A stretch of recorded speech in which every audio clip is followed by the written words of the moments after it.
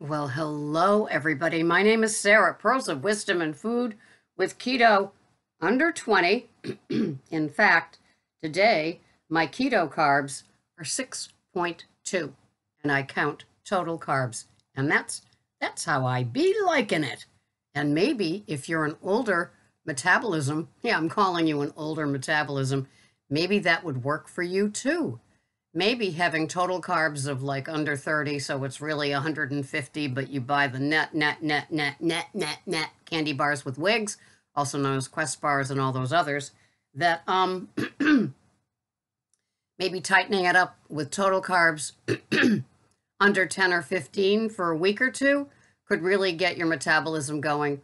Oh, the old girl or guy isn't dead yet. All you have to do is look at Blair Hobbs on my Facebook page, or as he comments on my YouTube, to see what success can happen for a man. Or Jim Caldwell from Beating Obesity, how he, went to almost zero carbs himself and the miraculous changes. I mean, he went from 352 to 160. Well, what more proof do you need? He has pictures and everything. Both of them do. So, anyway, what am I having? What am I having today? Well, I'm having a pork chop sauteed in coconut oil. And let me just tell you how good that is. And then I'm having my big green bowl, my big crystal bowl of green lettuces with 4 tablespoons of oils on them, 2 Evu and 2 macadamia nut oil. And I'm very happy with that. Just works. It's nice and simple. So these are my calories and macros for the day. 1,328 calories, 43.5 protein, 6.2 carbs, and 110 grams of fat. And for me, that is a suitable for framing kind of macro. And it's just very, very simple. I just saute that pork chop, put it on my Fiesta bread and butter plate. Oh, there's an old name, bread and butter plate. And my big bowl.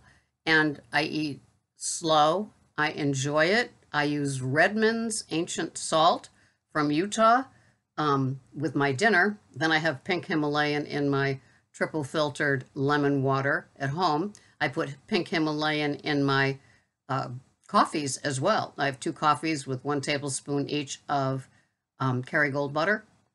And the second one is Organic Valley ghee. And both of them have 1 tablespoon of heavy whipping cream. I'm happy. I'm a happy camper. I'm simple.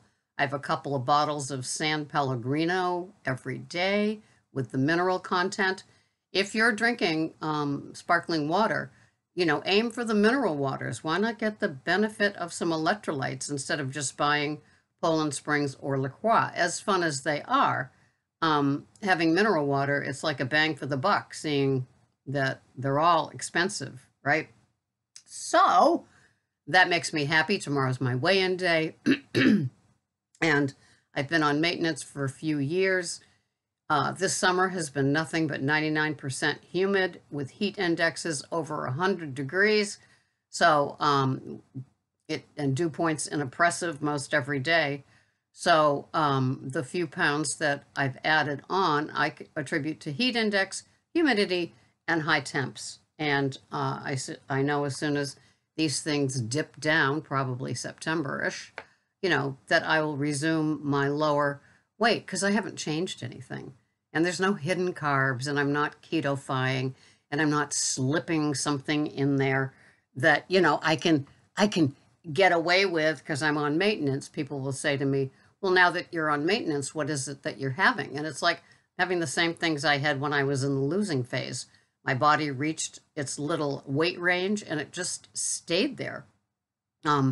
It doesn't mean that you can go out and have, at least for me, it means that I'm not having cheat meals or cheat days or just abominations of things that I'm still craving. I'm not craving anything.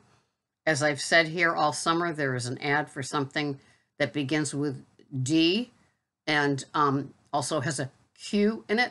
And that was my most favorite. It's summer type of treat. And so when I do see that ad, I have to squint and fast forward because it still pulls me in. It triggers me. And that a trigger will give me a craving. And if I play with the craving long enough, then, I'm caving to the craving. And you don't want to do that. You don't. You're only sabotaging your work. And if you're doing all this hard work and all these efforts to fix your insides, fix your metabolism, fix your gut biome, fix the organs that are starting to show chronic disease potential, or you already have that chronic disease and you want to get rid of the meds that accompany it, well, why throw that all away for something that used to look good, taste good? And if you've ever watched a video of somebody who's like overdone it with carbs or cheating or whatever it is they do, falling off the rail, when you watch them after, it's no fun. There's an emotional withdrawal, there's a physical withdrawal, there's hangovers to beat the band, and you might not be successful. You might not be, because just because you've binged or overeaten carbs or done some of those naughty things, it doesn't mean that you're going to come out of it and be 100% true and compliant and abstinent from there on in, because your body's withdrawing and it's all woo woo, and your brain is still saying, I want some of that. I want some of what you had at that party. I want what you had at that cookout that you kind of stood over the table and just kept eating. No, darling, game over. But then you're white knuckling it for a couple of days while you get back into that nice zone that you had before, whatever zone it is that works for you. So why do that? I see people that start keto and so they've got their weight to lose and they're already into maintenance with their thinking. Have you seen those on videos? They're already saying, well, as soon as I get to maintenance, I'm going to have such and such. And it's like, how about today? How about today? How about day 6 of beginning your new keto way of eating, your keto lifestyle? How about that? Don't you want to take care of yourself? Haven't you had enough? Well, apparently not, because you're still clearing your head out with all the BS of like what you can have as soon as you lose the weight. Once you get fully immersed in keto, you're going to find that's not the way that it goes. If you're true to yourself and you're true to your keto way of eating, and you do pay attention to your macros, whether you're tracking and weighing or not, you have some comprehension of like, if I'm having an 8-ounce, burger patty that's 80-20, and I'm having 60 grams of asparagus next to it with a pat of butter on both, maybe a couple of ounces of cream cheese, on the side, and that's your OMAD, 1 meal a day. Once you get used to that way of eating, really, my head has like lost all the cravings of the sugar and the I wants, and when I hit maintenance, and if I only, or even worse, I can have it this weekend. Because look, I've had 5 days of where I didn't have anything. I didn't have any sugar-free Jell-O with whipped cream on it. So this weekend, when I go to that cookout and they bring out those square things that are kind of tan, and they bring out the bars of chocolate, and they bring out the marshmallows, oh, I can have myself one of them because I've been good all week. Don't have that weekend warrior in the negative sense attitude, because it's not going to get you what you want. And you're not, the purpose of keto is to get you out of the standard American diet, feeling, lifestyle, choices. It's not about getting away with, things that you had like on Weight Watchers or things that you had when it was the standard American diet.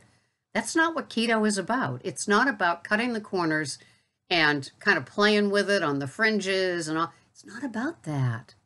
It's about changing your attitude, your outlook, your choices, your palate.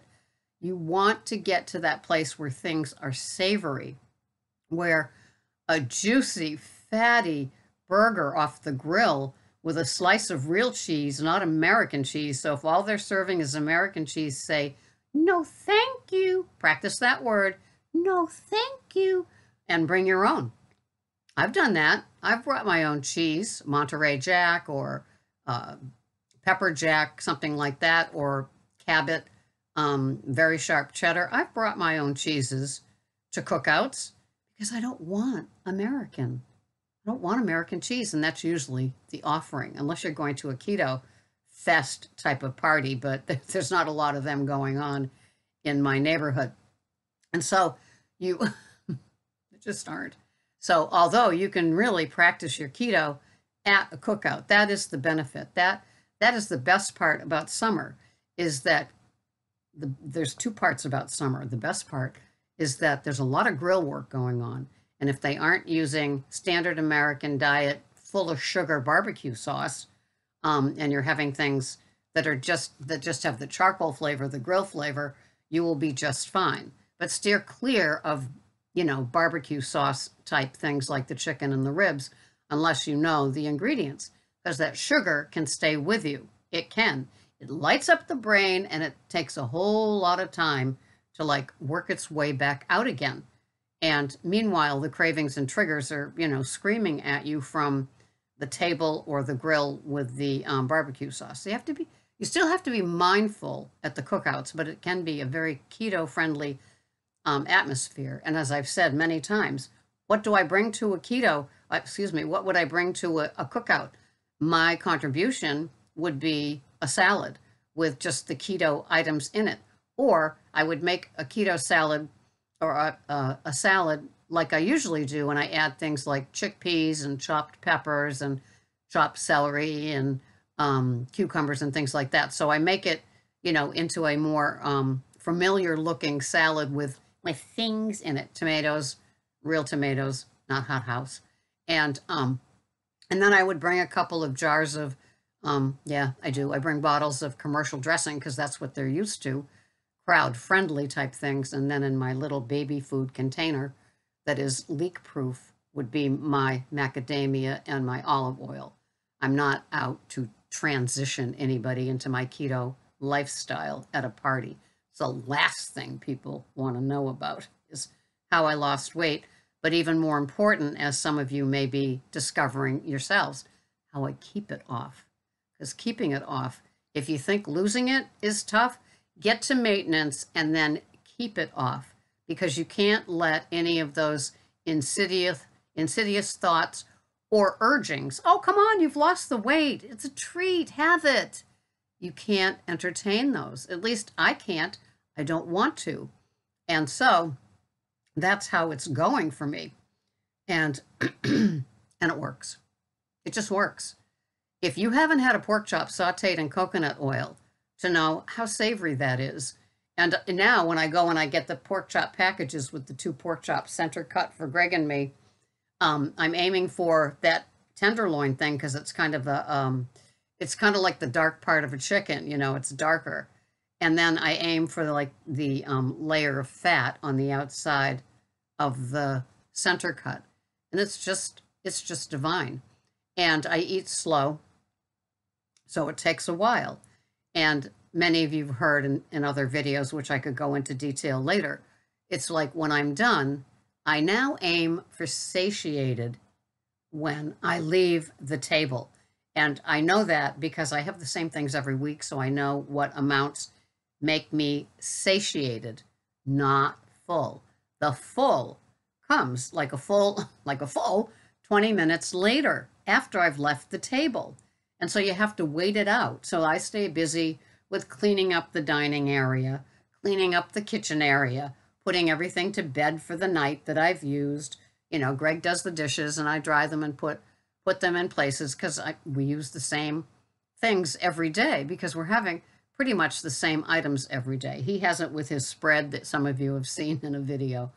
And I have my same salad bowl and usually bread and butter plate with the piece of meat on it. And it's just nice and simple. Once you get to that place and you do it a few days in a row, maybe a few weeks in a row, it becomes your new normal. And your new normal is going to be what works for you. And so you can look forward all day, like I am, to my center cut pork chop and my bowl of lettuces with my delicious oils. And that's what I look forward to. I don't miss what I can't have. I look forward to what I can have. And isn't that a perfect place to end this video. This has been Sarah, Pearls of Wisdom and Food with Keto, well under 20 today, well under 10 today, even under 7 total carbs today. My metabolism loves it. My body seems to do just fine with that.